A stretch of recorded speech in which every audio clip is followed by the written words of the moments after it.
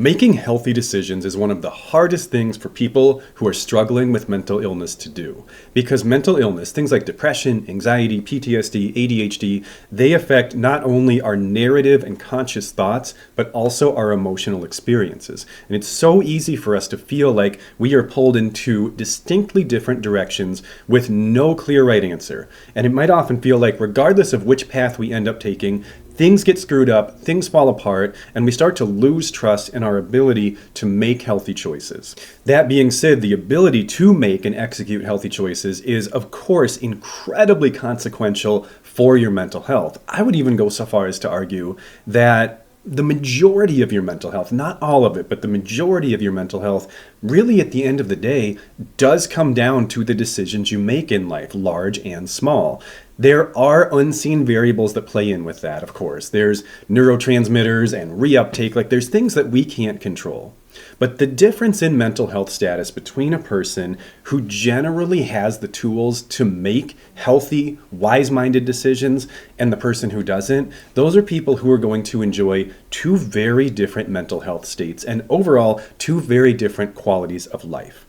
Today, I'm going to review a concept with you from the world of DBT. It's called Wise Mind, and it's a tool that is specifically designed to help people who struggle with critical thinking or emotional dysregulation to make mostly good choices in their lives. There is, of course, no tool I can teach you that's going to result in you only making good choices. But this, I think, is the best way to make sure you appropriately factor in all of your data and the majority of the time make a choice that is best designed to serve you and move you forward in life. Very broadly speaking, we have two sources of information that we need to consider when we're making a choice. We have our thoughts and we have our feelings or our emotions. Your thoughts are going to be what helps you critically analyze the components of a decision you might be making. So your thoughts are going to look at data, numbers, long-term consequences. They're going to be very obviously logistical and rational focused. They're essentially going to make your decision more or less like a spreadsheet or a pros and cons list. It's going to be very data-driven, very analytical.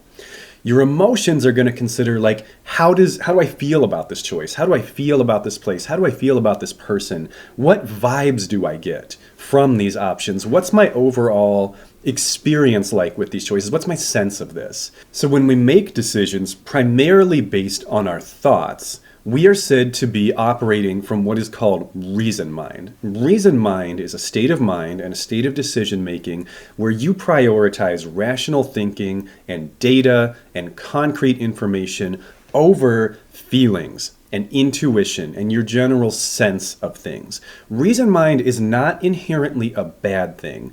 However, and this might be cultural, this also might be gendered a little bit, but I feel like reason mind is generally emphasized or thought of as being like the right choice or the good thing. Like if you make a rational decision, that's a good thing.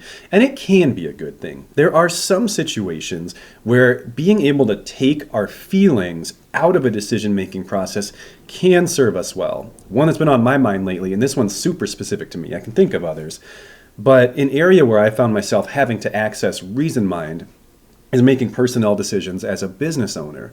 I'm relatively new to being a business owner. We're a relatively small company. We're a close-knit group of people. I get kind of attached to my people pretty quickly, and I hate to see anyone leave. I like us to grow and help one another and support one another.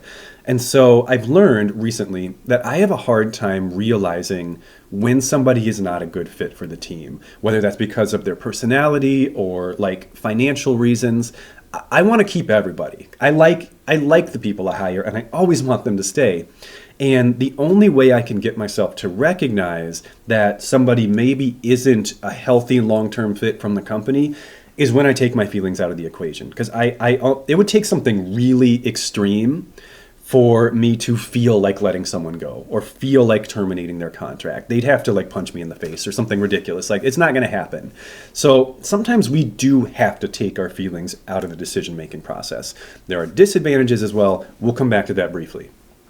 Emotion mind is when your decisions are primarily driven by what you feel right now. And this is also not always a bad thing. This, I think, tends to be discouraged and stigmatized. And people who make emotion-minded decisions might be thought of as like impulsive or short-tempered or things like that. But there are situations where going primarily on feelings and insight and intuition and not over-relying on data and critical thinking and long-term planning can work to your advantage. And an example I can think of here is, let's say that you're on a first date with somebody. If the things you ask on your first date, if it's like, okay, what is your long-term financial outlook? What is your 5-year plan? How many kids do you want? When should we get married? If those are the kind of things you're considering on a first date with somebody, unless you meet somebody very special, you may not find yourself having many second dates, because that's not necessarily where we're starting at with a person.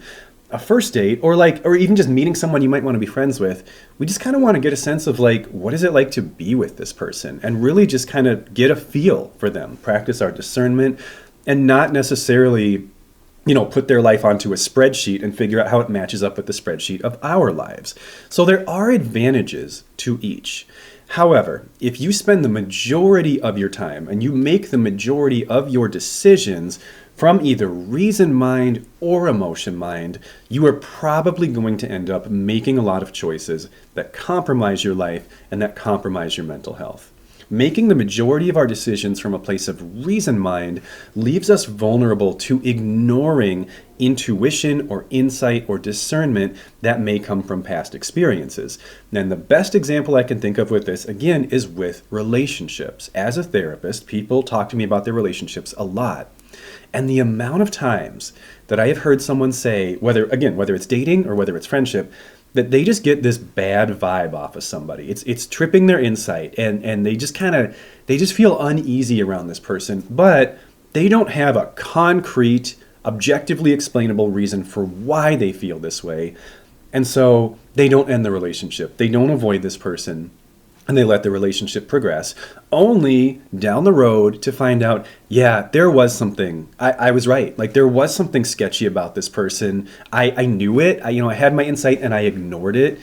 This happens so often. And in relationships in particular, if we wait until we know that there is something wrong with this person or that they're not a good fit for us to end the relationship, it's often too late. I mean, it's not too, like, you can still end the relationship, but damage has been done.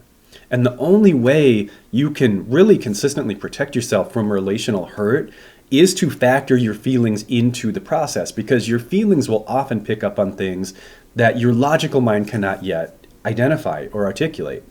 But the opposite is also true. If you make all your decisions just based on vibes and just based on feelings, you might make some decisions that just fundamentally do not work for you. So think about, let's say you had two different career choices. You've been offered two different jobs and you're trying to figure out which one to take. If you make that decision from a place of emotion mind, you're going to go by, which work do I think I would enjoy more? What place, which one had a better environment? Where were the coworkers and the management more congruent with my personality and with my style? And those are important, but you also need to make sure it pays enough and doesn't have crazy hours and has decent benefits. If you go just based on I would rather go here and do this thing, you might end up with a job that you really enjoy doing, but it doesn't pay the bills, or it doesn't have healthcare, or your commute's 2 hours away or something. And so ultimately what we want to do is we want to think of our thoughts or reason mind and our emotions or emotion mind as being like two wise advisors that live inside of us that both have very specific strengths, but they also both have major blind spots. Your reason mind is a data-driven analyst. It's a spreadsheet expert. It can figure out, the X's and O's, the ones and zeros. It will tell you on paper what is the best choice for you to make.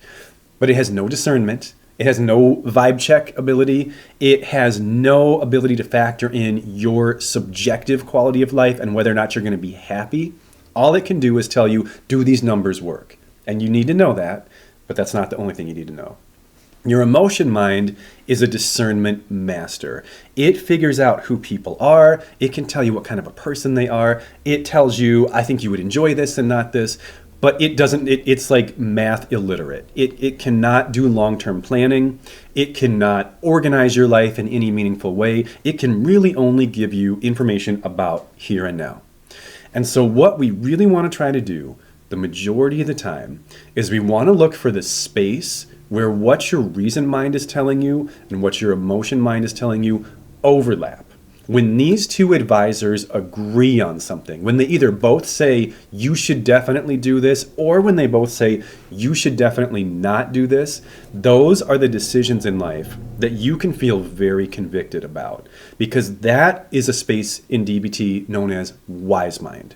When we are in wise mind, we are considering both thoughts and feelings with relatively equal weighting. This is the bottom line of this skill. This is the goal of this exercise. Neither one is more important than the other inherently. And most people bias themselves unintentionally and subconsciously in one direction or the other. They either listen too much to the thoughts and the data, or they listen too much to their feelings, and they don't listen enough to the other. And because each has a blind spot, every bias you have is going to put you in a bad place on at least some of your decisions. So in order to be in a wise-minded state more often and make healthier life choices, what you want to do is first understand your bias. So if you think about these two states of mind, reason mind and emotion mind, which one do you tend to trust more? Which one do you tend to lean on more heavily? And once you've figured out what your bias is, your objective is to ask yourself questions that access the data set that you usually ignore. So if you're a reason mind person, you need to start asking yourself questions about your feelings. What are my emotions right now? What vibes do I get from this situation? Just how did I feel with this person or in this building or in this house that I was looking at? Your subjective emotions do matter for your overall quality of life.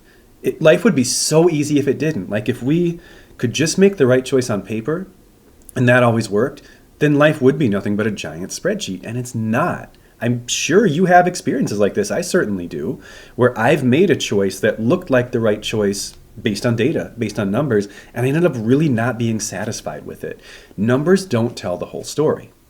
If you're an emotion-minded person, you need to get more in touch with your logical, critical thinking, long-term planning side, because you do probably tend to make a lot of decisions based on how do I feel and what do I want right now. And I'm betting that that has put you in some vulnerable situations long term because there are things you didn't see coming or things you didn't fully factor into your decision making.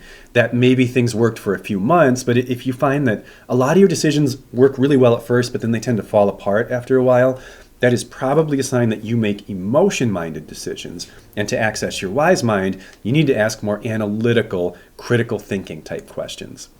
One last point to make here, not to try to overcomplicate things, but as you're trying to figure out where is my bias, what side of this do I tend to fall on, you might have difficulty with this because what you might find is, if you're anything like me, it depends.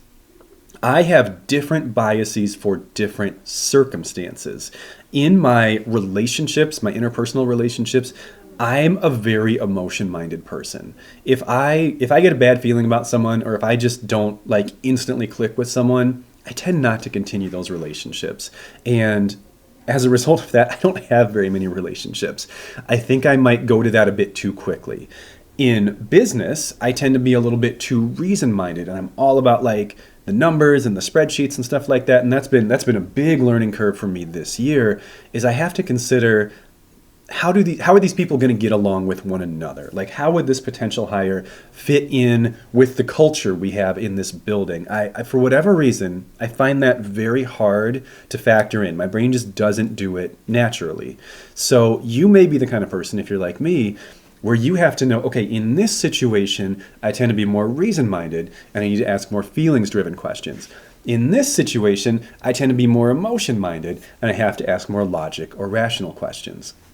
End of the day, the goal is to find that middle ground. The goal is to recognize that both your thoughts and your feelings have valuable contributions to be made to your decision-making process. And if you tend to ignore either of them, you're probably going to end up in a lot of dysfunctional and compromising situations. So try to ask the questions you need to ask to find that middle ground and make more decisions from a wise-minded place. I strongly believe that this will result in healthier, more effective decision-making processes for you, and ultimately is going to improve your life and your mental health. As always, I hope this helps. Please feel free to subscribe, leave a like, leave a comment. If it did, take care, and I'll see you next time.